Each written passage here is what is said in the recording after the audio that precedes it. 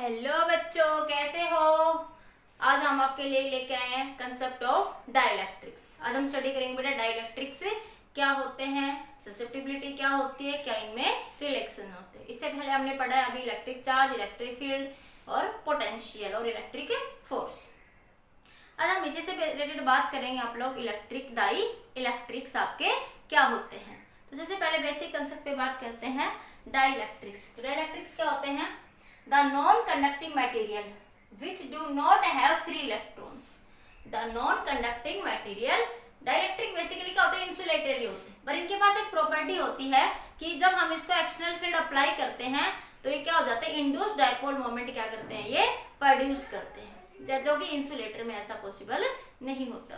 तो ये कह रहा है the non conducting material which do not have free electron, which do not have free electron are called a dielectric. In fact, dielectric is an insulator. In fact, dielectrics क्या होते हैं? Insulator होते हैं. But when it placed in external electric field, but when it placed in the external electric field, it opposite phases acquire the equivalent opposite charges, such that air, glass and paraffin wax. अब समझिए, dielectric basically क्या होते हैं? Insulators. लेकिन जब हम इसको external electric field में रखते हैं तो इंड्यूस्ड डाइपोल मोमेंट या नेट इलेक्ट्रिक फील्ड क्या करती है? डाइलेक्ट्रिक्स में एग्जिस्ट करती है, जो कि कंडक्टर्स में क्या हो जाती है? Zero. Inside the conductor net electric field क्या हो जाती है? जीरो। लेकिन डाइलेक्ट्रिक्स के अंदर नेट इलेक्ट्रिक फील्ड कभी भी जीरो नहीं होगी, because they have the bound charges. ठीक है, अब देखिए इसके अंदर हम बात करते हैं सबसे पहले टाइप ऑफ डाइलेक्ट्रिक्स। सबसे पहले क्या है? Dielectrics are basically the insulators, but they have property that when you apply the external field, जब हम इसके ऊपर एक्सटर्नल फील्ड अप्लाई करते हैं तो कुछ डाइपोल मोमेंट मिलता है हमें इस केस के अंदर। तो डाइलेक्ट्रिक टाइप ऑफ डाइलेक्ट्रिक की बात करते हैं, types of dielectric. It is of basically two types. ठीक है, एक होता है non polar molecule, non polar dielectric, और एक होता है बेटा आपका polar dielectric, polar dielectric.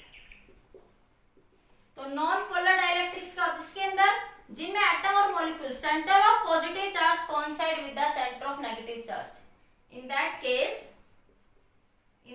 Case centre of positive charge coincide with the center of negative charge। Centre of positive charge किससे कोइंसाइड हो रहा है? Centre of the negative charge से। तो ऐसे मॉलिक्यूल्स को क्या बोलेंगे? Non polar molecules. जैसे आपके पास H2 molecules, N2 molecules, CO2 molecules, all are the non polar molecules. एक होता है polar molecules, those molecules which center of positive charge get separated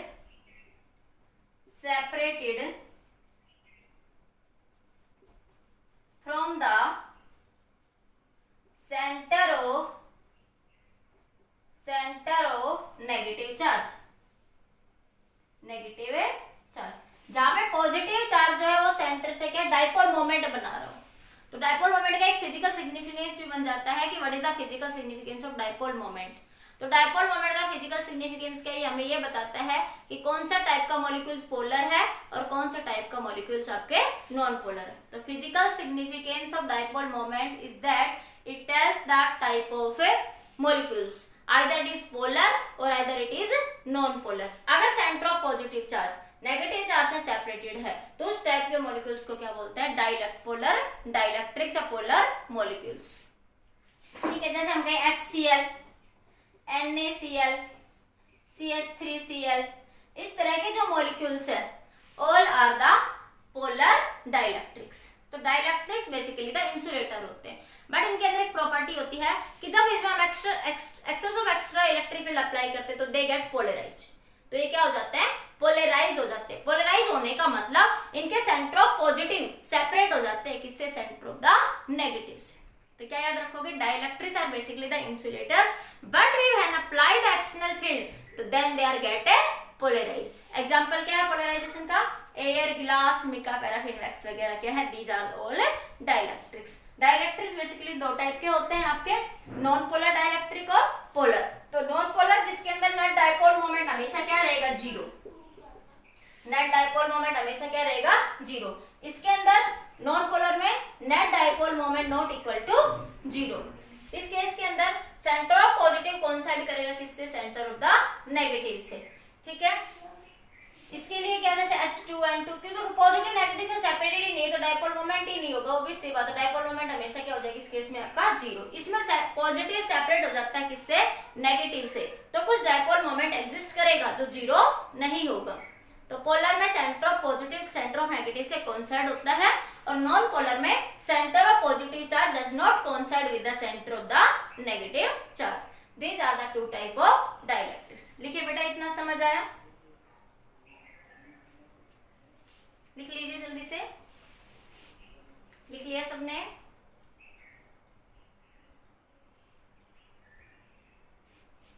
लिख लिया,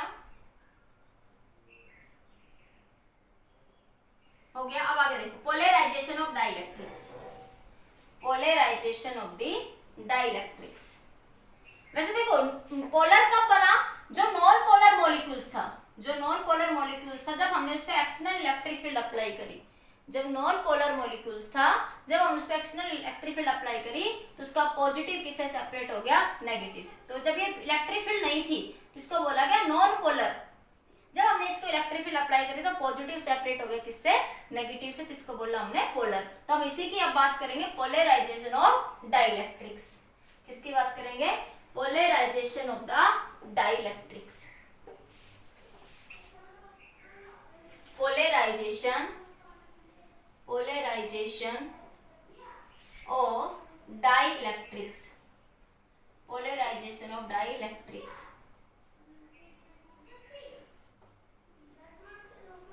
इलेक्ट्रिक्स, देखो पोलराइजेशन ऑफ डाइलेक्ट्रिक्स का मतलब क्या है, in the absence of any external field. जब हमने कोई एक्सटर्नल फील्ड अप्लाई नहीं करी है, जब हमने कोई भी एक्सटर्नल फील्ड अप्लाई नहीं करी है तो क्या है, ये डाइलेक्ट्रिक है। ये क्या आपका डाइलेक्ट्रिक, तो पॉजिटिव चार्ज जो है वो नेगेटिव चार्ज से कोइंसाइड कर रहा है।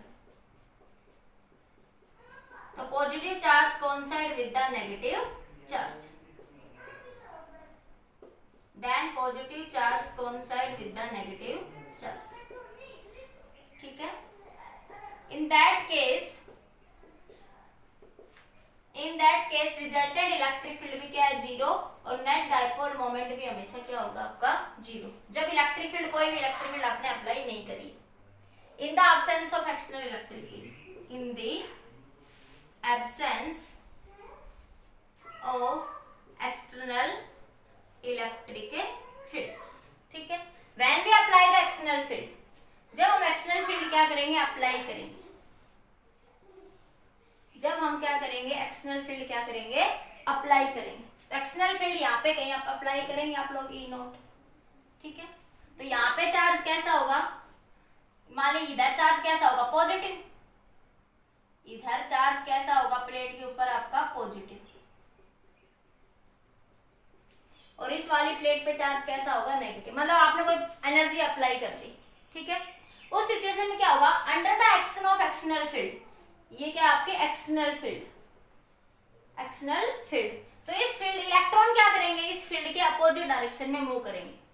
Under the action of electric field electrons क्या करेंगे, अपोजिट डायरेक्शन में मूव करेंगे।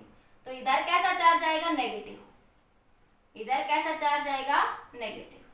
ये पॉजिटिव नेगेटिव से सेपरेट हो जाएगा, और किधर मूव करेगा electron, opposite to the direction of electric field. तो यहाँ कैसा आया, positive, positive negative, positive negative से सेपरेट हुआ, फिर ये इलेक्ट्रॉन मूव करा इधर इस तरीके से, फिर पॉजिटिव नेगेटिव पॉजिटिव, ये positive positive positive positive positive, ये नेगेटिव नेगेटिव, इस सरफेस पे पॉजिटिव आ जाएगी इस पर सारे। मैं इधर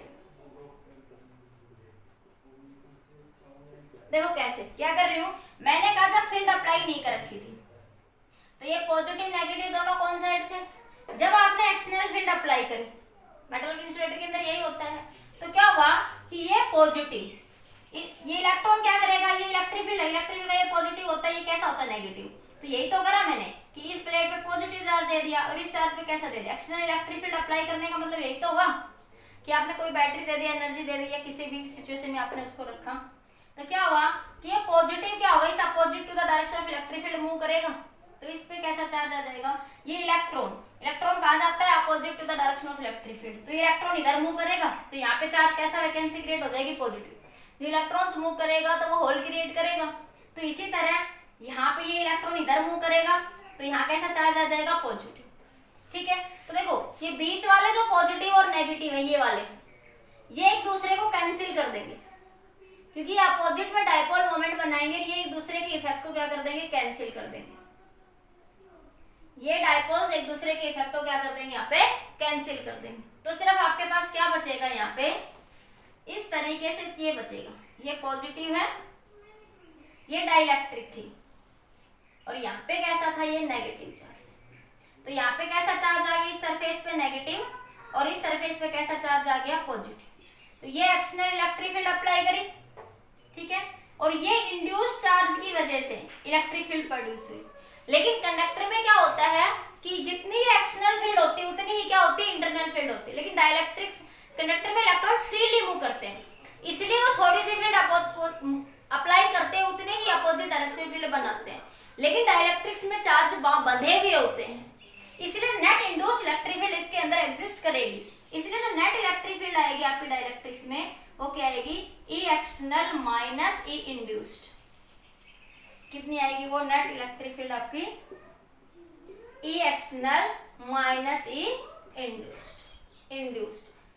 ठीक है, तो जो ये चार्ज मिलता है ना, ये वाला जो चार्ज, इस चार्ज को बोल देते हैं फ्री चार्ज, इसको भी क्या बोलते हैं, फ्री चार्ज, लेकिन देखो ये बंधे हुए हैं, इन दोनों के अट्रैक्शन के कारण ये बंधे हुए होंगे यहाँ पे, तो इसको क्या बोलेंगे, फिक्टिशियस या बाउंड चार्ज, क्या बोलेंगे, बाउंड चार्ज या फिर आपका फिक्टिशियस चार्ज। ठीक है, एक बार लिखो इसको, फिर आगे डिस्कस करते हैं। ठीक है बेटा, समझ आ गया, देखो एक बार फिर से बताते हैं, एक और एग्जांपल लेके, मैंने कहा कि आपके पास ये डाइलेक्ट्रिक्स है, ठीक है, जब आपने कोई फील्ड अप्लाई नहीं करी है, पोलर मॉलिक्यूल्स में बात करूं तो पोलर मॉलिक्यूल जिसमें पॉजिटिव नेगेटिव से सेपरेटेड है, लेकिन डायपोल्स क्या होते हैं, in the absence of external field, लेकिन जो डायपोल्स होते हैं वो इन the absence of external field randomly Orient करते हैं, कैसे ओरिएंट करते हैं, रैंडमली, तो नेट डायपोल मोमेंट क्या होता है, 0। ठीक है, when we apply the external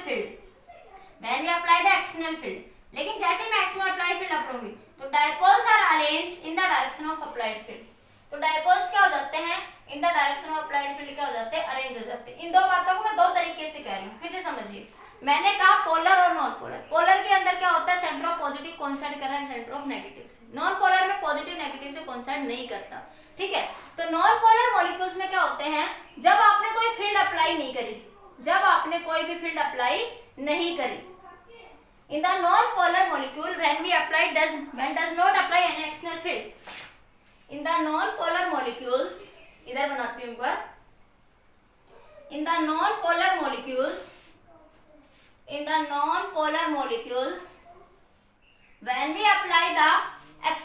does not apply external field, मतलब external field क्या है, 0, तो डायपोल्स क्या है, रैंडमली ओरिएंट कर रहे हैं ऐसे, ठीक है, कोई ऐसे रैंडमली क्या करे, ओरिएंट, तो नेट डायपोल मोमेंट क्या है वहां पे, 0, but when we apply the external field, ठीक है, when we apply the external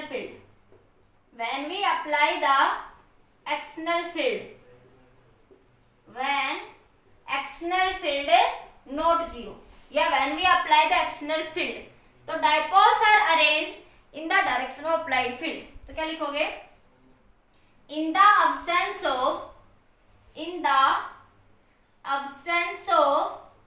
external field dipoles are randomly oriented,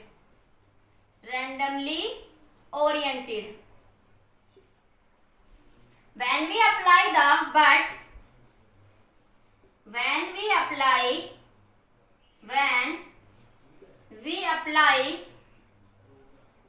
external electric field dipoles are oriented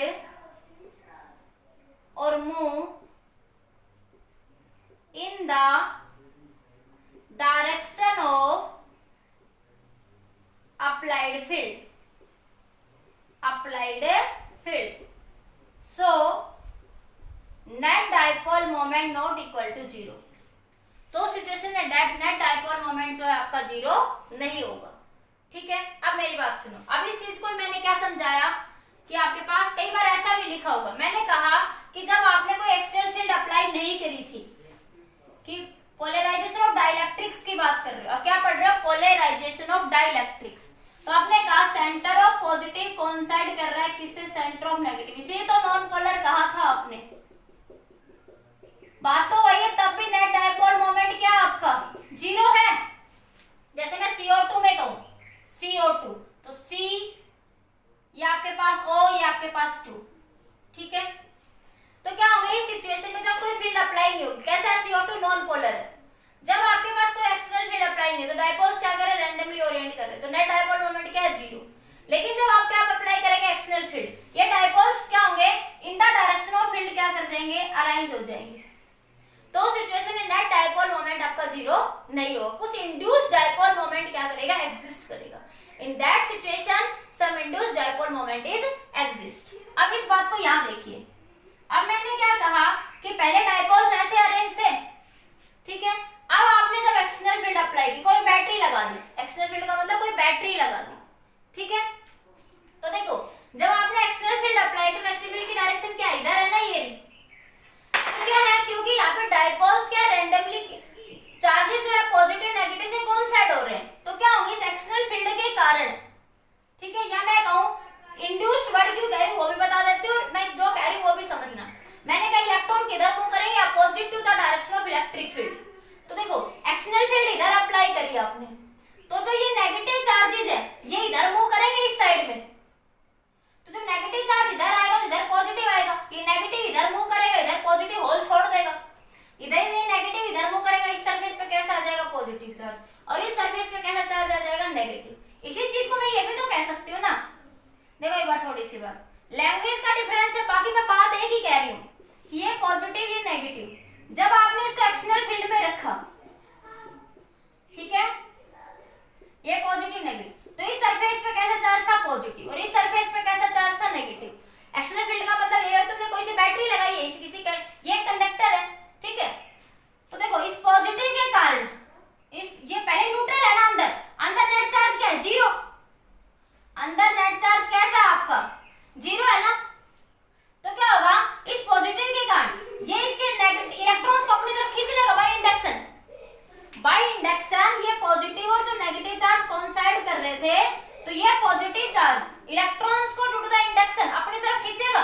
ये तो कहते थे रॉड है न्यूट्रल है, ये न्यूट्रल रॉड है, तुमने इसके पास बॉडी है, इसके पास कोई पॉजिटिवली चार्ज रॉड रखी, तो वो क्या करेगी इलेक्ट्रॉन्स को तो अपनी तरफ खींच लेगी, और होल्स को क्या कर देगी अपनी तरफ मूव कर देगी, पॉजिटिव चार्जेस को तो रिपेल कर देगी और नेगेटिव को अपनी तरफ खींच लेगी। तो पोलराइजेशन ही तो हुआ इलेक्ट्रोस्टैटिक कंडीशन में, तो ये भी तो पोलराइजेशन ही हुआ है एक तरीके से, वहां पे चार्ज इंड्यूस्ड करा था, तो उस इंड्यूस्ड चार्ज के कारण ये इलेक्ट्रॉन्स नेगेटिव चार्ज इधर मूव कर जाएगा, ये नेगेटिव चार्ज आपका इस सरफेस पे कैसा चार्ज आ गया नेगेटिव, तो अगले सरफेस पे कैसा चार्ज आ जाएगा पॉजिटिव, क्योंकि इलेक्ट्रॉन्स को अपनी तरफ खींच लेगा, पॉजिटिव चार्ज को रिपेल कर देगा। ये किसके कारण हुआ इंडक्शन। दूसरा कंसेप्ट पढ़ा हमने इलेक्ट्रिक फील्ड का, इलेक्ट्रिक फील्ड के अकॉर्डिंग समझो, जब एक्सटर्नल इलेक्ट्रिक फील्ड अप्लाई करोगे तो नेगेटिव चार्ज किधर मूव करेंगे opposite to the direction of electric field, तो इलेक्ट्रॉन इधर मूव करेंगे क्योंकि इलेक्ट्रॉन का मोशन अब इधर होगा, तो इस सरफेस पे कैसा चार्ज आ गया नेगेटिव, और इस सरफेस पे कैसा चार्ज आ जाएगा पॉजिटिव। नंबर ऑफ एटम्स और मॉलिक्यूल है इस डाइलेक्ट्रिक के अंदर, इतनी बात समझ आई। अब देखो ये पॉजिटिव, ये एक डाइपोल बनेगा यहाँ से, ये पॉजिटिव इसके डाइपोल को कैंसिल कर देगा, ये इसके डाइपोल को कैंसिल कर देगा। ठीक है, तो ये पॉजिटिव नेगेटिव तो एक दूसरे के पेयर्स में कैंसिल हो जाएंगे अंदर वाले, तो क्योंकि जितना पॉजिटिव है उतना ही क्या है नेगेटिव है, जितना पॉजिटिव है उतना ही क्या है नेगेटिव। तो ये पेयर्स तो आपस में क्या होता है, जितना पॉजिटिव चार्ज उतना ही नेगेटिव, जितना पॉजिटिव उतना ही क्या है नेगेटिव है। तो ये तो डाइपोल्स एक दूसरे को कैंसिल कर देंगे, ये वाले डाइपोल्स तो सिर्फ सरफेस पे कैसा, देखो यहाँ पे ये नेगेटिव पॉजिटिव, ये नेगेटिव पॉजिटिव, तो ये वाला कैसा बना नेगेटिव से पॉजिटिव, तो ये वाला कैसा बना पॉजिटिव से नेगेटिव। ठीक है, तो ये एक दूसरे को क्या कर देंगे कैंसिल कर देंगे अपने इफेक्ट के कारण। तो सिर्फ सरफेस पे चार्जेस बचेंगे आपके पास, और जो सरफेस पे चार्ज बचेगा वो चार्ज कैसा होगा इंड्यूस्ड चार्ज। अंदर वाले सारे एक दूसरे के इफेक्ट को क्या कर देंगे कैंसिल, तो सिर्फ क्या बचेगा चार्ज ऑन द सरफेस। अंदर बचेंगे तो कोई 2-3 बचेंगे अंदर, बाकी उसको हम नेग्लिजिबल मान के चलते हैं।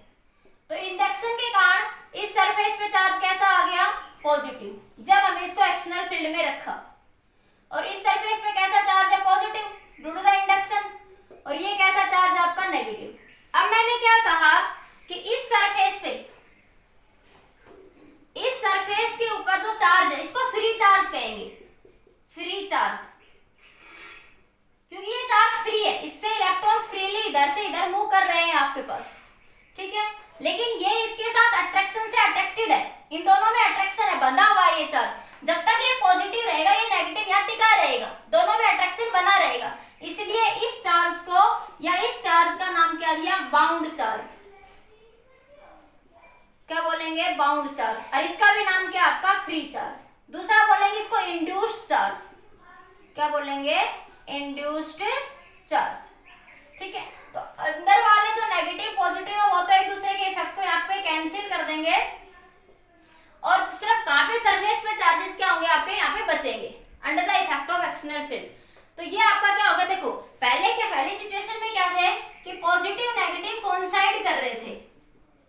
ठीक है, इस तरीके से जब एक्सटर्नल फील्ड अप्लाई करी तो ये वाली सिचुएशन आ गई, पॉजिटिव नेगेटिव से क्या होगा सेपरेट हो गया, इट मींस डाइलेक्ट्रिक क्या होगा पोलराइज। इसी प्रोसेस को क्या कहते हैं पोलराइजेशन। इसको लिख लो, अगर मैं लिखवा देती हूँ थोड़ा सा, लिखो in the absence of external field, in the absence of any external field dipoles are oriented randomly, dipoles are oriented randomly,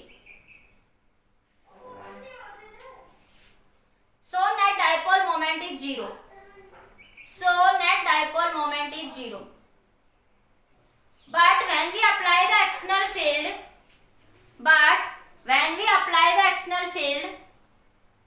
dipoles are oriented in the direction of electric field due to the induced charge or due to the external field, and opposite charges are produced on the surface of the dielectric, and opposite charges are produced on the surface of the dielectric, and it produces the electric field, induced electric field, and it produces the induced electric field which is opposite to the external field, which is opposite to the external electric field. So net electric field inside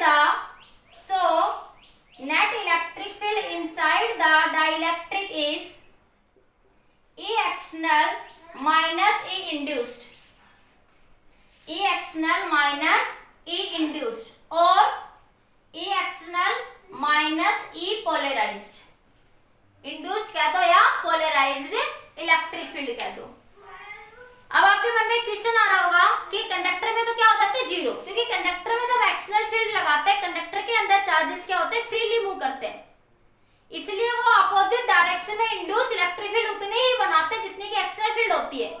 लेकिन dielectric में charges क्या होते हैं bound, इसलिए जो induced electric field होगी उसकी value less than होगी किससे एक्सटर्नल इलेक्ट्रिक फील्ड से। इस बात को मैं प्रूव भी कर दूंगी मैथमेटिकली। ठीक है, लिख लो इसके अंदर, but in the conductor net electric field inside the conductor is 0, but in the case of conductor net electric field inside the conductor is 0 because in the case of conductor, because in case of conductor electrons are freely move, electrons are freely move, but in case of dielectrics, but in case of dielectrics, but in case of dielectrics electrons are not freely move, electrons are not freely move, they are bound, not freely move, they are bound. So in case of dielectric, induced electric field always less than the external electric field. So in that case, in case of dielectric, induced electric field always less than the external electric field. देखिए कैसे, एक छोटे से example से बताती हूँ, अभी फिर बाकी डेरिवेशन में डिस्कस करेंगे। मैंने इंड्यूस चार्ज का फॉर्मूला लिखवाया था QI is equals to Q into 1 minus 1 by K. In case of metal, in case of metal, metal के केस में देखिए K क्या होता है, इंफिनिटी, तो 1 by इंफिनिटी क्या हो गया, 0। Q इंड्यूस्ड बराबर होगा Q एक्सटर्नल के, जितना अप्लाई करा, तो चार्जेस बराबर है, तो एक्सटर्नल इलेक्ट्रिक फील्ड बराबर होगी किससे, आपके पास इंटरनल इलेक्ट्रिक फील्ड के बराबर होगी, बोलो होगी या नहीं, या इंड्यूस्ड इलेक्ट्रिक फील्ड के बराबर होगी, क्योंकि E क्या होती है, sigma by epsilon naught on the surface of conductor, sigma क्या होता है, Q by A epsilon not, तो इलेक्ट्रिक फील्ड डायरेक्टली प्रोपोर्शनल है Q के ना, ठीक है। ये बात करी इन case of conductor, in case of conductor, क्योंकि कंडक्टर में मैंने कहा कि जब एक्सटर्नल फील्ड अप्लाई करते हो आप लोग, इन केस ऑफ कंडक्टर जब आप एक्सटर्नल फील्ड अप्लाई करते हो, ये दो मेटल प्लेट है, इसको कैपेसिटर बोलते हैं, बाकी बाद में डिस्कस करें, पहले डाइलेक्ट्रिक डिस्कस कर रहे हैं। तो एक कैपेसिटर प्लेट के बीच में डाइलेक्ट्रिक रख दिया, पर कैपेसिटर भी नहीं, तो ये समझो दो मेटल प्लेट है, capacitor is also the metal, दो मेटल प्लेट है। जब यहाँ पे ये E एक्सटर्नल जो होती है, इस केस में ये E इंटरनल, E इंड्यूस्ड कह दो चाहिए, इस केस में E external minus E induced बराबर होती है 0 के, तो E एक्सटर्नल बराबर होती है E इंड्यूस्ड के, किसमें, इन केस ऑफ कंडक्टर।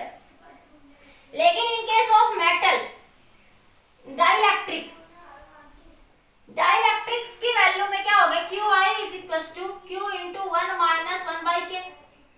जैसे एयर के लिए बात करो या मिका के लिए बात करो आप लोग, ठीक है, तो मिका के लिए वैल्यू 326 होती है, और एयर के लिए कितने 1.026 कुछ होती है वैल्यू, ठीक है।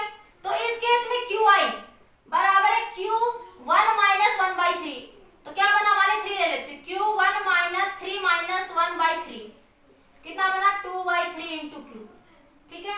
तो QI किसके बराबर है, 2 by 3 ऑफ Q के, मतलब कि ये वैल्यू कम हुई ना, अरे ये या वैसे समझ लो, इसको मैं ऐसे लिख दूं, QI is equals to Q minus Q by K, तो Q में से कुछ घट रहा है ना, यहाँ पे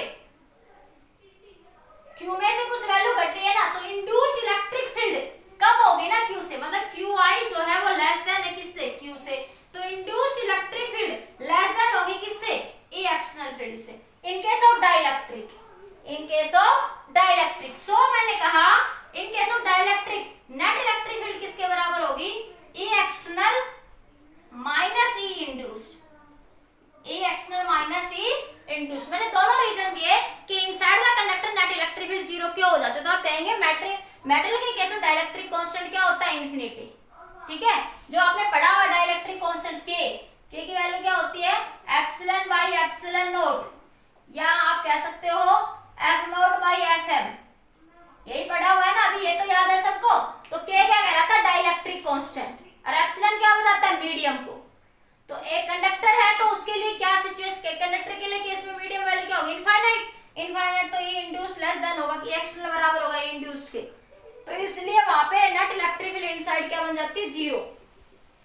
लेकिन डाइलेक्ट्रिक्स में नेट इलेक्ट्रिक फील्ड 0 नहीं होगी, यहाँ पे E नेट कितनी होगी, E external minus E induced. समझ आया इतना पॉइंट, एक बार लिखो जल्दी से सारे।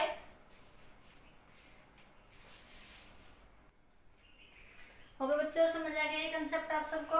ठीक है, एक बार फिर से मैं रिवाइज कर देती हूँ, नहीं समझ आया तो कंसेप्ट बेसिकली फिर बताती हूँ। डाइलेक्ट्रिक्स क्या होते हैं? आपके इंसुलेटर्स होते हैं बेसिकली। ठीक है, when we apply the external field the dielectrics are get polarized. These are, these आर टू टाइप, पोलर और नॉन पोलर। नॉन पोलर के केस में क्या होता है? डाइलेक्ट्रिक में पॉजिटिव चार्ज कोइंसाइड होता है किसके साथ? नेगेटिव के साथ। In case of non polar. Polar के केस में क्या रहता है? Positive get separated from the negative charge. ठीक है, when the non polar molecules, dielectric polarization में कैसे लिखोगे? Dielectric polarization. डाइलेक्ट्रिक पोलराइजेशन इसमें कैसे लिखा मैंने बताया। फर्स्ट वी टेक डाइलेक्ट्रिक, ठीक है, नॉन पोलर डाइलेक्ट्रिक। सबसे पहले क्या लोगे? Non polar dielectric. Non polar dielectric ले लिया पूरा का पूरा, उसको भर दिया। ठीक है, इससे क्या होगा? नॉन पोलर है तो पॉजिटिव का चार्ज कोइंसाइड हो रहा है किससे? Negative charge. Positive get separated from the coincide with the negative charge. When we apply the external field, जब हम एक्सटर्नल फील्ड अप्लाई करेंगे यहाँ पे, तो positive charge get separated from the negative charge, क्योंकि उसको कुछ फोर्स मिलेगा, एनर्जी मिलेगी। तो इंड्यूस्ड चार्ज की वजह से क्या होगा? इसके एक सरफेस पे कैसा चार्ज आ जाएगा? यहाँ पे पॉजिटिव चार्ज। इसके इस सरफेस पे यहाँ पे कैसा चार्ज है? पॉजिटिव। ये तुमने एक्सटर्नल इलेक्ट्रिक फील्ड अप्लाई करी, ठीक है, तो यहाँ कैसा चार्ज आ जाएगा? Induced charge negative. यहाँ कैसा चार्ज आ जाएगा? Induced charge positive. ये पॉजिटिव इस नेगेटिव से अट्रैक्टेड रहेगा, इसी तरह ये नेगेटिव इस पॉजिटिव से अट्रैक्टेड रहेगा। यहाँ बीच में जो भी पॉजिटिव नेगेटिव बनेंगे वो आपस में कैंसिल हो जाएंगे। ठीक है, क्योंकि इन दोनों में अट्रैक्शन है तो ये यहाँ बंधा रहेगा। ठीक है, इनमें क्या अट्रैक्शन नहीं है तो ये आपस में एक दूसरे को कैंसिल कर देंगे, पॉजिटिव नेगेटिव। ठीक है, तो या फिर वैसे भी समझो कि ये पॉजिटिव, ये नेगेटिव, ये पॉजिटिव, तो देखो ये इलेक्ट्रिक फील्ड ऐसे बनेगी, पॉजिटिव से नेगेटिव, पॉजिटिव। ठीक है, तो इसी तरह ये इलेक्ट्रिक फील्ड पॉजिटिव से नेगेटिव बनेगी। फिर मैंने बताया कि डाइलेक्ट्रिक कांस्टेंट के की वैल्यू क्या होती है? लेस देन होती है, ग्रेटर देन होती है 1 से हमेशा। डाइलेक्ट्रिक कांस्टेंट की वैल्यू ग्रेटर देन होती है किससे? 1 से। इसलिए जो इंड्यूस्ड चार्ज है, इंड्यूस्ड इलेक्ट्रिक फील्ड है, वो लेस देन होगा किससे? एक्सटर्नल इलेक्ट्रिक फील्ड से। ठीक है, तो ई नेट इलेक्ट्रिक फील्ड कितनी आ जाएगी आपकी? ई एक्सटर्नल माइनस ई इंड्यूस्ड इलेक्ट्रिक फील्ड। ठीक है, तो आपके पास डाइलेक्ट्रिक्स के अंदर रिजल्टेंट इलेक्ट्रिक फील्ड क्या करेगी? एग्जिस्ट करेगी। ठीक है, और कंडक्टर में इलेक्ट्रिक फील्ड क्या हो जाती है आपकी? 0। लिखने का सिंपल तरीका, we take the non-polar dipoles, they are randomly oriented. In that situation, net dipole moment is 0. When we apply the net external electric field, then positive charge gets separated from the negative charge, and net induced electric field is produced inside the dielectrics. And this net electric field is equals to E external minus E induced electric field. समझ आ गया? इतना clear हो गया सभी को? I think लिख लिया सबने। उसके बाद बात करते हैं डाइलेक्ट्रिक कांस्टेंट। इतना हो गया सभी का? पहले लिखो इंड्यूस्ड डाइपोल मोमेंट। इसके अंदर अभी बात करते हैं सबसे पहले आपका पोलराइजेशन वेक्टर। पोलराइजेशन वेक्टर इतना सबको समझ आ गया होगा? पोलराइजेशन वेक्टर ये क्या होता है आपके पास? Induced dipole moment per unit volume. Induced dipole moment per unit volume. Polarisation क्या होता है आपके पास? Induced dipole moment per unit volume. देखो कैसे निकालोगे? Let us consider a cube. Its one surface have the plus sigma charge density and other sigma surface have the minus sigma charge density. ठीक है, देखो डाइलेक्ट्रिक में तो यही हुआ ना, जब तुमने डाइलेक्ट्रिक को फिल करो तो पूरा करा वॉल्यूमेट्रिक डेंसिटी की फॉर्म में, लेकिन यहाँ पे सिर्फ चार्ज कहाँ मिला? On the surface only. Charge कहाँ मिला? On the surface. तो डाइलेक्ट्रिक में कैसी चार्ज डेंसिटी प्रोड्यूस होती है? Surface charge density. ठीक है, डाइलेक्ट्रिक्स के अंदर क्या बताओगे? कैसे वॉल्यूम मतलब जब अंदर का भी कंसिडर करें, जैसे हम लोग स्फीयर में करते हैं, सॉलिड स्फीयर में। ठीक है, लेकिन यहाँ पे कैसे सिर्फ चार्ज कहाँ मिल रहा है? On the surface. अंदर वाले चार्ज एक दूसरे के इफेक्ट को कैंसिल कर रहे हैं, तो सिर्फ चार्ज कहाँ पे मिल रहा है, आपके सरफेसेस के ऊपर। तो सिर्फ डाइलेक्ट्रिक में कौन सी डेंसिटी प्रोड्यूस होती है, सरफेस चार्ज डेंसिटी क्या होती है, प्रोड्यूस होती है। तो ये आपने मान ली कोई भी क्यूब मान ली, रेक्टेंगल मान ली, एक सरफेस पे चार्ज डेंसिटी कितनी है सिग्मा, दूसरे पे चार्ज डेंसिटी कितनी है माइनस सिग्मा, ठीक है। तो ये डाइपोल मोमेंट बनेगा आपके पास। तो डाइपोल मोमेंट का फॉर्मूला क्या होगा, डाइपोल मोमेंट क्या होता है, Q into L, L be the length, mode of either charge into L, यही होता है ना, Q इंटू में एल। अब सिग्मा क्या होता है आपके पास, Q बाई ए, सिग्मा क्या होता है, Q बाई ए। तो Q क्या बन जाएगा आपके पास, dipole moment P is equal to sigma into A into L, area into length क्या होगा, वॉल्यूम। तो क्या बन जाएगा आपके पास, सिग्मा इंटू वी। तो सिग्मा क्या बन गया, P बाई वी, जिसको हम P डैश लिख सकते हैं। तो पोलराइजेशन वेक्टर ये तो था इंड्यूस्ड डाइपोल मोमेंट। तो ये क्या, इंड्यूस्ड डाइपोल मोमेंट, ये सिग्मा P और माइनस सिग्मा क्या होती है, सरफेस चार्ज डेंसिटी तो होती है डाइलेक्ट्रिक की, जो इंड्यूस के कारण प्रोड्यूस होती है। इसीलिए क्या बोला, ये क्या P क्या है यहाँ पे, ये वाला P, induced dipole moment per unit volume. Area into length क्या बना बेटा, वॉल्यूम, किसके बराबर हो गया, इसको P डैश से, किसके बराबर है, सिग्मा। तो सिग्मा बराबर है किसके, P डैश के। और P डैश क्या है, induced dipole moment per unit volume. इसे क्या बोलते हैं, वेक्टर पोलराइजेशन। क्या बोलते हैं इसको आप लोग, वेक्टर पोलराइजेशन। समझ आ गया, एक बार लिखो इसको जल्दी से, लिख लीजिए जल्दी से। तो P बराबर आ गया किसके, सिग्मा P के। सिग्मा P क्या है, सिग्मा P लिख लीजिए इसको। सिग्मा P का मतलब पोलराइजेशन डेंसिटी। सिग्मा P क्या बता रहा है, सिग्मा P यहाँ पे polarization density, polarization density, polarization density, इतना लिखो बेटा जल्दी से। और P डैश क्या है, पोलराइजेशन वेक्टर, पोलराइजेशन वेक्टर या induced dipole moment per unit volume. दूसरा नाम क्या दोगे, induced dipole moment per unit volume. लिख लीजिए जल्दी से एक बार, फास्ट जल्दी से। देखिए बेटा, नेक्स्ट टॉपिक आपका relation between surface charge density and surface induced charge density, surface charge density and induced charge density, induced charge density या पोलराइजिंग डेंसिटी, या चार्ज के लिए बात कर सकते हो।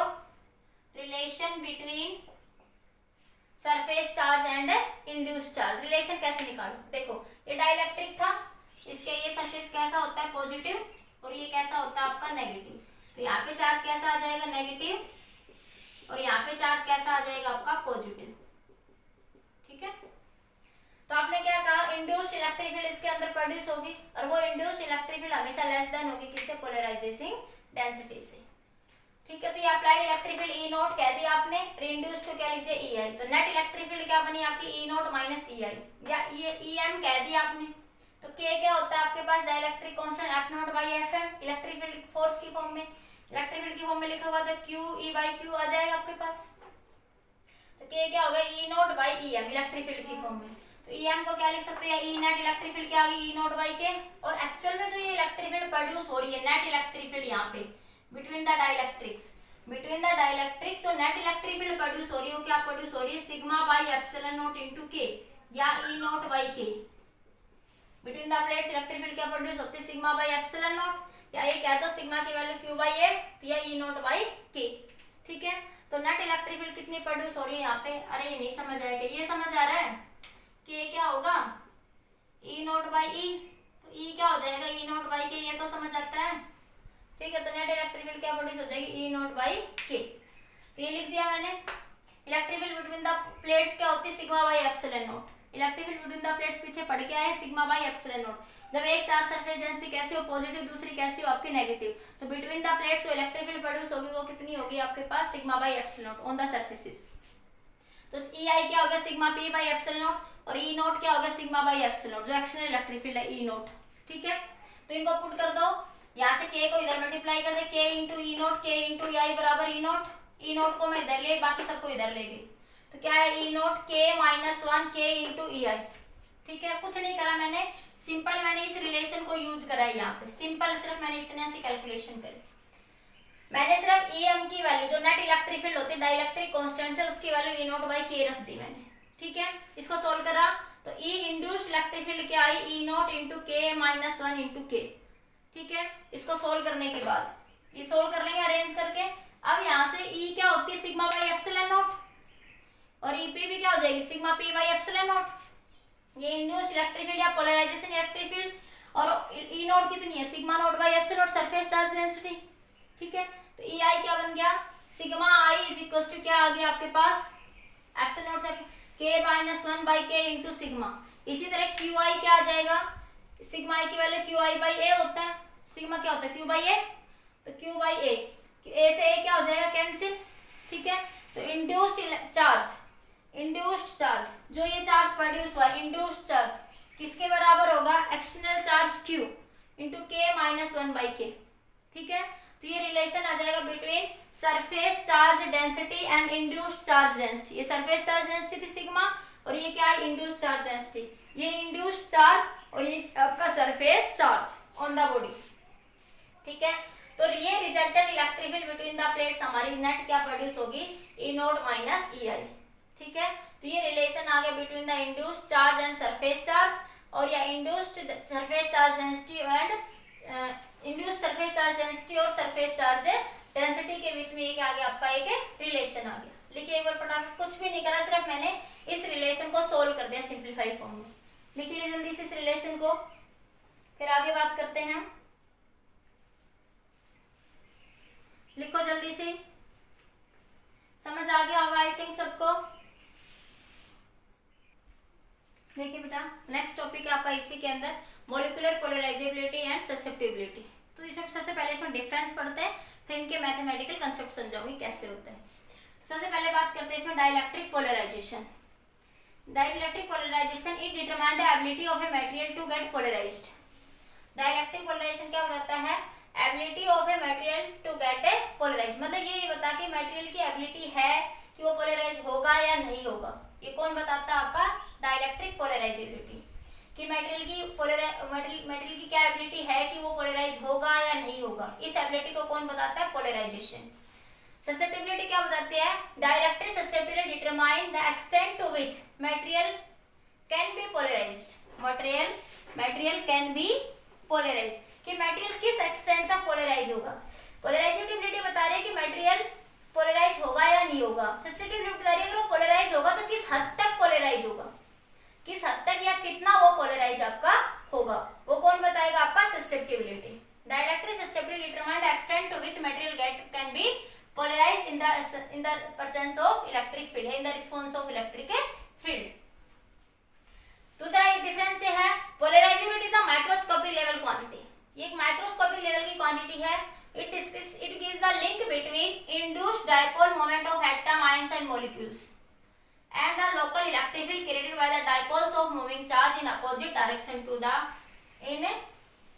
by moving opposite sign in the opposite direction। जैसे आपके पास डाइलेक्ट्रिक्स को रखा था आपने, तो ये मटेरियल जो यहाँ पे जो चार्ज प्रोड्यूस हो उसके कारण जो पोलराइजेबिलिटी बनेगी, जो इंड्यूस्ड डाइपोल मोमेंट बनेगा फिक्टिशियस या बाउंड चार्ज के द्वारा, उसे क्या बोल रहे हैं, मॉलिक्यूलर पोलराइजेबिलिटी। ठीक है, उसके बाद है ससेप्टिबिलिटी। ससेप्टिबिलिटी क्या बताती है, extent to which material magnetize, मतलब मटेरियल किस हद तक मैग्नेटाइज होगा आपका। ठीक है, it is the microscopic level quantity, जो एक्सटर्नल फील्ड के द्वारा मटेरियल कितना मैग्नेटाइज हो रहा है, that is linked with the susceptibility. ये डिफरेंस है, और पॉज करके लिख लो बेटा एक। तो बेसिक ऊपर वाला टर्म याद रखना है कि आपके पास पोलराइजेबिलिटी क्या बताती है, ability of the material to polarise. Susceptibility क्या बताती है कि आपके पास dielectric susceptibility determine the extent to which material can be polarised, extent to which the material can be polarised in the response of the electric field. इसको pause करके लिख लो बेटा एक बार जल्दी से। उसके बाद बात करते हैं सबसे पहले मॉलिक्यूलर पोलराइजेबिलिटी। हटा दूं, ये सब मैं हटा दूं, लिख लेना आप पॉज करके। ठीक है, अब हम बात करते हैं, सबसे पहले बात करते हैं इसमें डाइलेक्ट्रिक पोलराइजेबिलिटी, डाइलेक्ट्रिक पोलराइजेबिलिटी। देखो, when we apply the non-polar molecules in the external field, when we apply the non-polar molecules, लिख लो इस लैंग्वेज को, when a non-polar molecule is placed, लिख लो, मैं बोल देती हूँ, when the non-polar molecule placed in the external electric field, when non-polar molecule is placed in the external electric field, the center of negative charge gets separated with the center of the positive charge. Then molecule acquire the induced dipole moment.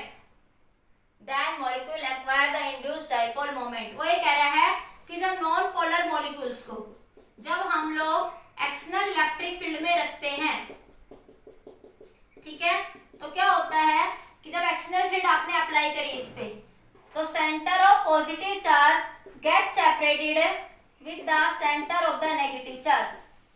Centre of positive charge get separated with the centre of negative charge, ठीक है। Centre of positive जो है वो centre of negative से क्या हो जाता है, आपका सेपरेट हो जाता है उस सिचुएशन में, ठीक है। तो वो कहता है, और ये जो प्रोड्यूस होगा इसके द्वारा, जो डाइपोल मोमेंट जो प्रोड्यूस हुआ, इसे बोलते हैं induced dipole moment. Induced charge के कारण प्रोड्यूस हुआ, इसलिए इसको क्या बोलते हैं, induced dipole moment. Induced dipole moment, इसलिए इसको क्या बोलते हैं, इंड्यूस्ड डाइपोल मोमेंट। तो वो कह रहे हैं पोलराइजेशन का कितना होगा, डिपेंड करेगा जितनी एक्सटर्नल इलेक्ट्रिक फील्ड अप्लाई करोगे, जितनी ज्यादा आप एक्सटर्नल इलेक्ट्रिक फील्ड करोगे उतने ही तो मॉलिक्यूल सेपरेटेड होंगे। तो पोलराइजेशन डायरेक्टली प्रोपोर्शनल होगा किसके, एक्सटर्नल इलेक्ट्रिक फील्ड के। जिस प्रोपोर्शनलिटी साइन को हटाएंगे तो एक कांस्टेंट ले लेंगे अल्फा, तो ये अल्फा क्या कहलाएगा, molecular polarisability constant. Molecular polarisability constant,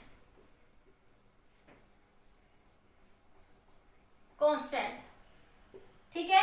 alpha क्या कहलाएगा, molecular polarisability constant. If n be the number of dipole moment per unit volume, if n be the number of molecules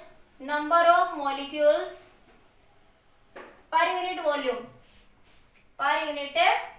volume, ये एक molecule के लिए है।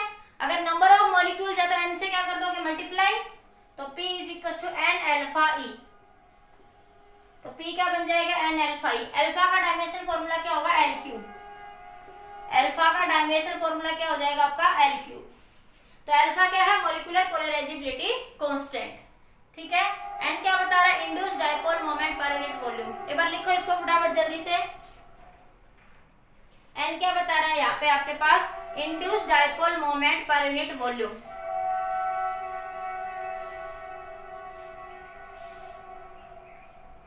लिख लिया, इस लैंग्वेज में लिख लेना। If there are n molecule, ये लिखूं क्या मैं, if there are n molecule, ये लिख लिया होगा। If there are n molecule per unit volume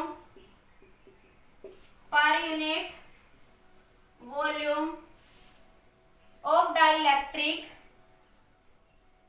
dielectric, then total induced dipole moment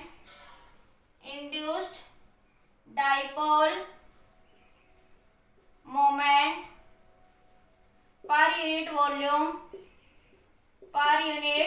volume is equals to P is equals to n alpha e। वो मैंने लिख भी दिया था उधर भी, फिर दोबारा लिख दिया, समझ में आ गया। अगर नंबर ऑफ मॉलिक्यूल क्या है, number of molecules per unit volume, तो n से क्या कर दो इसको मल्टीप्लाई, तो पोलराइजेशन क्या हो जाएगा आपके पास, this is the dielectric polarisation. लिख लिया। Alpha is called molecular polarisability constant.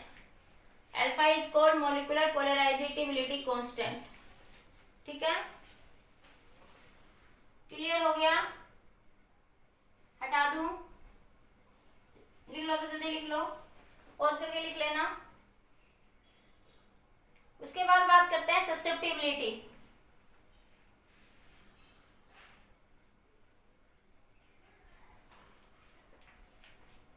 लिख लिया ना सबने इतना ये, ठीक है। उसके बाद देखो susceptibility,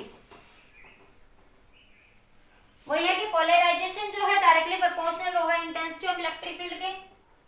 polarisation is directly proportional to the intensity of the electric field epsilon naught E, ठीक है। और इसको हटाएंगे तो कांस्टेंट लेंगे जाई ई।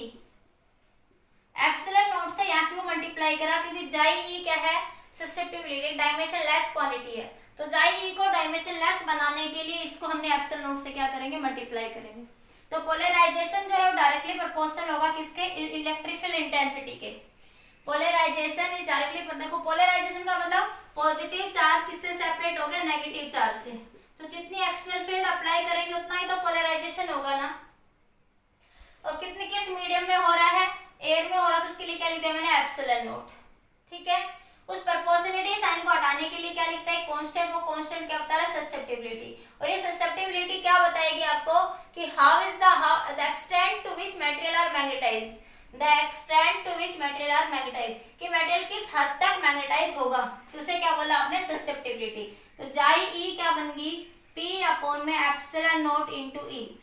जाई जो है एक डायमेंशन लेस क्वांटिटी, करके देख लेना, एक डायमेंशनल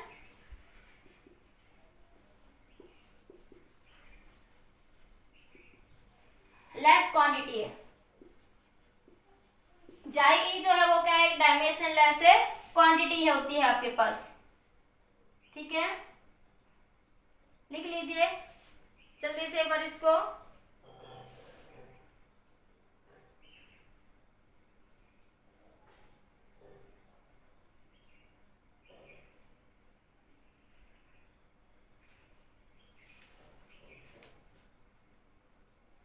हो गया, इसकी यूनिट निकाल लोगे। ये पोलराइजेशन वेक्टर P क्या है यहाँ पे, पोलराइजेशन वेक्टर या और induced dipole moment per unit volume. Epsilon naught E क्या है, इलेक्ट्रिक फील्ड इंटेंसिटी, तो इसकी यूनिट लिख लेंगे आप लोग, ठीक है। कर लेना एक बार इसकी। तो जाई ई की जो यूनिट है वो क्या आएगी, डायमेंशन लेस क्वांटिटी होती है आपके पास ये। ओके, लिख लिया सबने। जाई ई क्या डायमेंशन लेस क्वांटिटी है, कर लोगे ना सारे फटाफट। डायमेंशन लेस का मतलब क्या होगा, m0 l0 t0। अरे इंड्यूस्ड डाइपोल मोमेंट क्या होता है, dipole moment q into L पर यूनिट वॉल्यूम, मतलब एल क्यूब, एल से एल कैंसिल, तो क्या बचा, कुलाम मीटर स्क्वायर, ठीक है। यूनिट लिखो क्या, एप्सिलॉन नॉट की निकाल लो। एफ क्या होता है, 1/4 pi epsilon not q1 q2 y r square. तो एप्सिलॉन नॉट की निकाल लो जल्दी से, क्या बनी आपकी, c, इसकी ये क्या बन जाएगी, एफ को न्यूटन लिख देती हूँ मैं यहाँ पे, न्यूटन। ये बना q1 q2 yf into R square. ये इंपॉर्टेंट है, डायमेंशन इसलिए करके दिखा रही हूँ। कुलाम स्क्वायर न्यूटन पर कुलाम, कुलाम ऊपर चला जाएगा फोर्स की यूनिट इंटू मीटर स्क्वायर। इसको पुट कर दो यहाँ पे, तो ये बना coulomb newton coulomb square, coulomb cube बन जाएगा, newton metre square. Electric field की newton per coulomb, Newton per कुलाम, ठीक है। ये आएगी कुलाम स्क्वायर, न्यूटन पर कुलाम ऊपर चला गया मीटर क्यूब, तो कुलाम स्क्वायर बन गया ये कुलाम क्यूब बन गया। मीटर स्क्वायर से मीटर स्क्वायर कैंसिल, ठीक है। तो ये बना आपके पास न्यूटन से न्यूटन कैंसिल। एक कुलाम कोई एक्स्ट्रा आ रहा है, देखो कहीं पे कहाँ एक्स्ट्रा हो गया,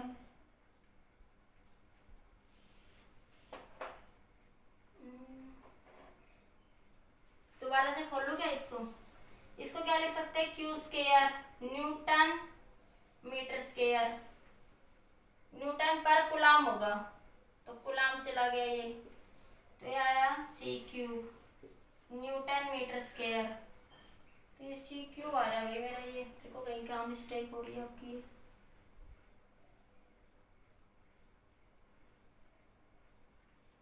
एप्सिलॉन नोट की तो निकालनी है ना, तो एप्सिलॉन नोट इधर चला जाएगा,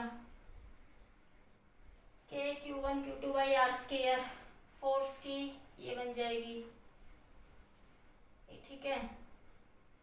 ये न्यूटन गुलाम होगा, न्यूटन होगा ना फोर्स की, नहीं न्यूटन पर गुलाम थोड़ी ना होगी, न्यूटन होगी, तो ये सी स्केयर रहेगा यहाँ पे। तो ये सी से सी क्या हो जाए कैंसिल, तो जाई ई क्या आ गया m0 l0 t0, ठीक है। तो ये कर लेना, 11th क्लास का क्वेश्चन था आपको, हो गया समझ में आ गया ये। तो ये क्या थी, मॉलिक्यूलर ससेप्टेबिलिटी एंड पोलराइजेबिलिटी। एक बार रिलेशन देखो, नाउ रिलेशन बिटवीन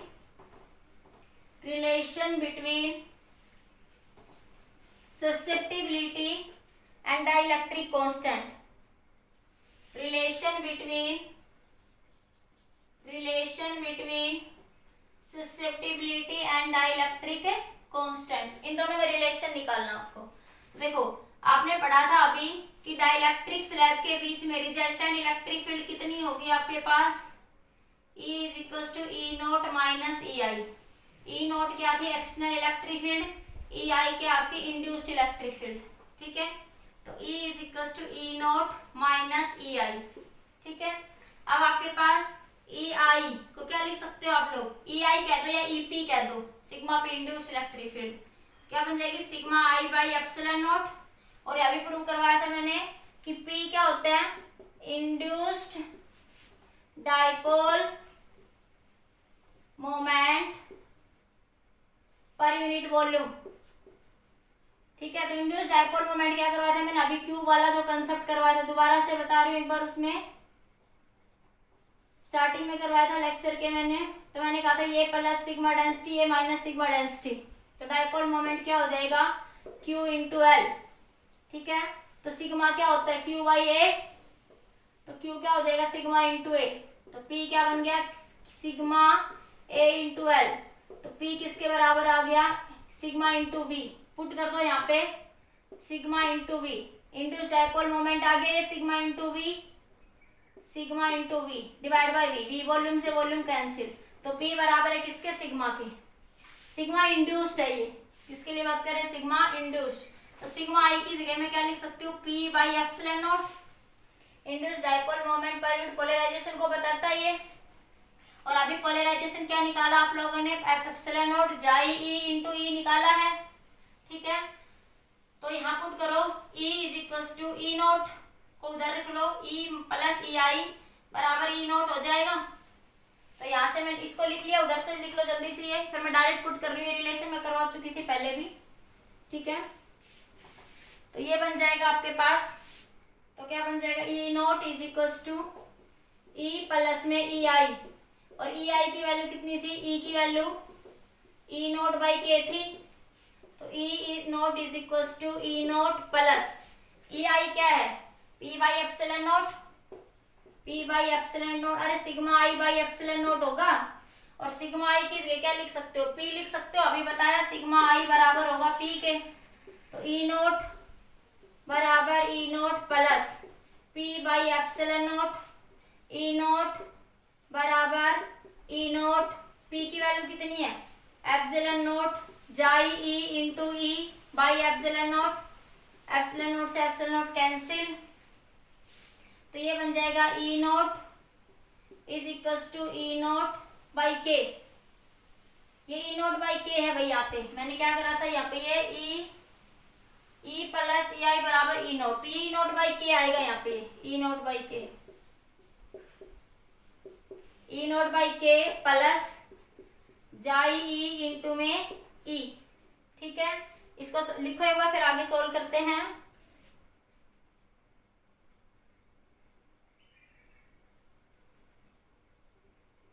लिखिए जल्दी से, ठीक है। एक बार भाई इसको ज्यादा कॉम्प्लिकेट, इसको ई नोट ही रखा रहने दो, ई नोट को ई लिख लो यहाँ पे, ई नोट की फॉर्म में कन्वर्ट मत करो, इसको ई ही लिखा रहने दो। अरे ये ई है ना, इसको मैं ई ही लिख रही हूँ, अभी सोल्व नहीं कर रही मैं इसको। वैसे ई की वैल्यू कितनी, ई नोट बाई के, ई रख लो, क्योंकि यहाँ पे ये ई है ना, तो ई कॉमन आ जाएगा, थोड़ा सिंपलीफॉर्म हो जाए, ई क्या बन गया 1 प्लस डाई, तो सोल्व हो गया यहीं पे। तो ई नोट बाई ई क्या बन जाएगा के 1 प्लस जाई ई, तो के किसके बराबर हो गया 1 प्लस जाई ई। तो यही तो निकालना था, relation between dielectric constant and susceptibility. फिर से देखिए ये रिलेशन हो पड़ा है, यही रिलेशन समझाया स्टार्टिंग से लेक्चर में कि इंड्यूस्ड इलेक्ट्रिक फील्ड जो होगी, रिजल्टेंट इलेक्ट्रिक फील्ड जो नेट प्रोड्यूस होगी डाइलेक्ट्रिक्स में क्या होगी ई naught minus E I. E I क्या इंड्यूस्ड इलेक्ट्रिक फील्ड या पोलराइज्ड इलेक्ट्रिक फील्ड, एक ही बात है। और ई नोट क्या एक्सटर्नल इलेक्ट्रिक फील्ड है। ठीक है, मैं इसको ऐसे लिख लिया मैंने, ई आई को मैं इधर लेगी, ई नोट इधर बच गया। ई आई क्या होगी sigma I by epsilon note. ठीक है, पोलराइजेशन सिग्मा आई को मैं पी के बराबर लिख सकती हूँ, induced dipole moment per unit volume polarization vector, तो इसको पी लिख दिया। पी को अभी निकाला पोलराइजेशन डेंसिटी की extent to which material are polarized, molecular polarizability, dielectric polarization अभी पढ़ाया मैंने, ससेप्टिबिलिटी। तो पी की वैल्यू मैंने यहाँ पुट कर दी। तो यहाँ से एक रिलेशन आ गया हमारे पास सोल्व करके, K is equal to 1 plus chi, मतलब जो डाइलेक्ट्रिक कांस्टेंट है आपके पास, इसकी वैल्यू कितनी हो जाएगी आपके पास, ये लिख लिया जल्दी से, लिखो जल्दी से एक बार।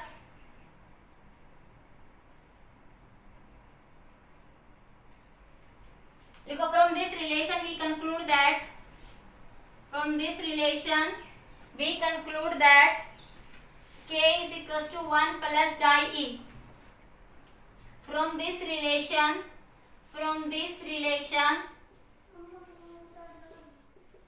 we conclude that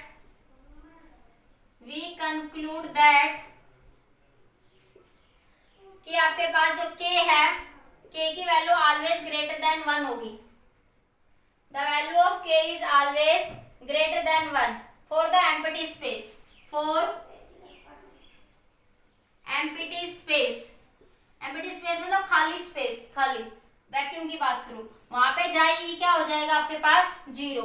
उस केस में K की वैल्यू 1 होगी सिर्फ, मतलब वैक्यूम के केस में K की वैल्यू क्या होगी 1, बाकी हर केस में K की वैल्यू क्या होगी ग्रेटर देन 1। K की वैल्यू हमेशा क्या होगी ग्रेटर देन 1 होगी। रिलेशन इंपॉर्टेंट है, याद रखना। ठीक है, इसमें एक रिलेशन और भी बच गया, उसको कल डिस्कस करेंगे नेक्स्ट लेक्चर में, इस पे बेस्ड न्यूमेरिकल्स हम लोग डिस्कस करेंगे। ठीक है बेटा, एक बार पूरे चैप्टर का ओवरव्यू फिर समझाती हूँ क्या पढ़ा अभी आपने, नया टॉपिक है, थोड़ा कम भी समझ आया तो दोबारा से बता देती हूँ एक बार। सिंपल सी बात है, आप पढ़ रहे हो डाइलेक्ट्रिक्स। डाइलेक्ट्रिक्स क्या होते हैं, पोलराइजर होते हैं। ठीक है, डाइलेक्ट्रिक्स आर इंसुलेटर, लेकिन इनमें क्या होता है डाइलेक्ट्रिक्स में, जब हम एक्सटर्नल फील्ड अप्लाई करेंगे तो नॉन पोलर मॉलिक्यूल्स कैसे बन जाएंगे, आपके पोलर मॉलिक्यूल्स बन जाएंगे।